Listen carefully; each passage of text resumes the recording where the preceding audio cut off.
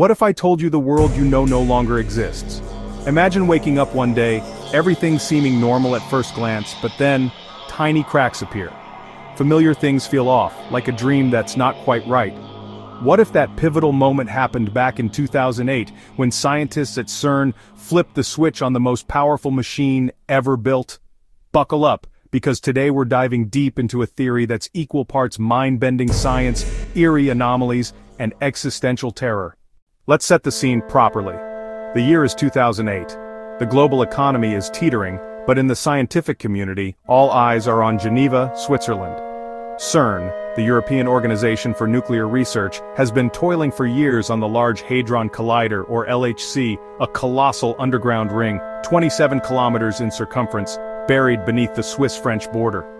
By smashing protons together at nearly the speed of light, scientists hope to recreate conditions from the Big Bang's aftermath, hunting for elusive particles like the Higgs boson, often called the God particle, for its role in giving matter mass.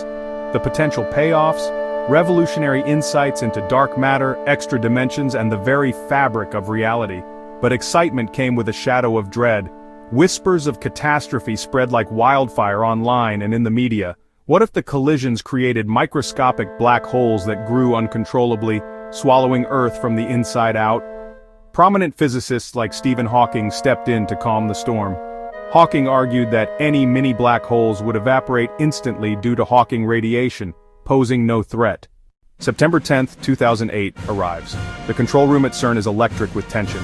Hundreds of scientists, engineers, and dignitaries gather, eyes glued to screens. At precisely 10:28 a.m., the first proton beam is injected into the LHC. Hearts pound as it races through the tunnel, guided by superconducting magnets chilled to near absolute zero. Will it complete the loop? Seconds stretch into eternity, and then, success. The beam circles the full 27 kilometers without a hitch. Cheers erupt, no black holes, no explosions, just a monumental leap for science. The world breathes a collective sigh of relief. Headlines proclaim victory, LHC fires up, universe intact. Life resumes its rhythm. The financial crisis dominates the news, and CERN fades into the background as experiments ramp up. Months pass uneventfully. 2009 rolls in, and that's when the first ripples surface. It starts innocently enough during a casual conversation at a paranormal conference. Fiona Broom, a researcher into the unexplained, mentions media coverage of Nelson Mandela dying in prison back in the 1980s. Her listeners stare blankly.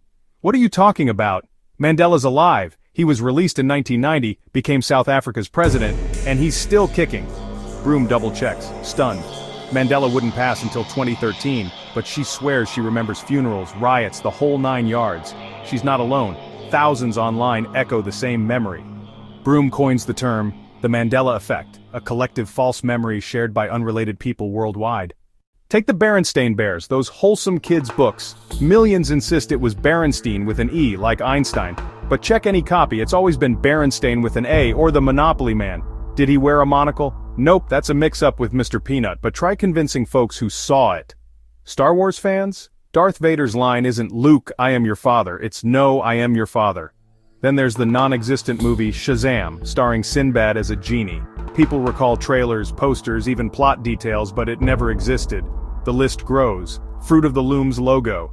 Did it have a cornucopia basket? No, but Reddit threads swear by it. Febreze air freshener, 1E or 2. Then anomalies escalate beyond pop culture. Geography shifts subtly. Australia seems farther south, closer to Papua New Guinea. New Zealand flips from northeast to southeast of Australia. Anatomy too. The human heart appears more centered, not left-sided. Hammerhead shark's eyes look repositioned.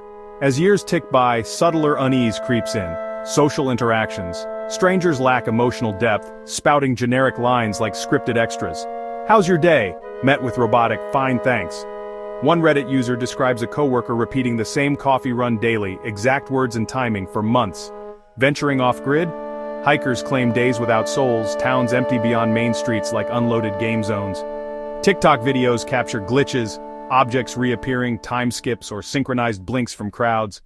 This cocktail brews wild theories. Did CERN's collisions punch holes between parallel universes, merging timelines and causing bleed? Quantum mechanics allows multiverses, after all. Or quantum immortality. If the LHC doomed one reality, consciousness jumps to a surviving branch but with mismatches. The big one? Simulation hypothesis. Philosopher Nick Bostrom argues advanced civilizations could run ancestor simulations, making it probable we're in one. Evidence? Quantum weirdness, like particles in superposition until observed, mirrors computing efficiency. VR tech advances rapidly, soon indistinguishable sims, DNA resembling code with viruses like junk sequences.